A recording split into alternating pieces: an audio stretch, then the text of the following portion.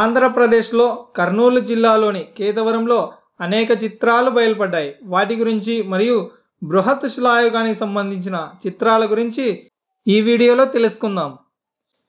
కర్నూలు జిల్లాలోని కేతవరంలో నవీన శిలాయుగానికి సంబంధించిన చిత్రాలు బయలుపడ్డాయి.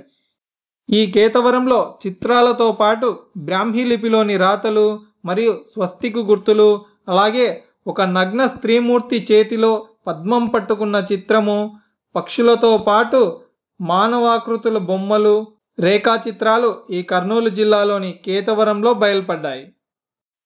బృహత్ శిలాయుగానికి సంబంధించిన చిత్రాలు అనంతపురం జిల్లాలోని తెనగల గ్రామంలో బయలుపడ్డాయి. ఇక్కడ ఉన్నటువంటి గుహల్లో బల్లెము, డాలుతో ఉన్నటువంటి మానవాకృతులు ఈ అనంతపురం జిల్లాలోని తెలగన గ్రామంలో బయలుపడ్డాయి. ఇలాంటి మరిన్ని వీడియోస్ కోసం మన ఛానల్ శ్రీ బాబు స్టడీ పాయింట్ ఛానల్ని సబ్స్క్రైబ్ చేసుకోండి. లైక్ చేయడం మాత్రం మర్చిపోవద్దండి.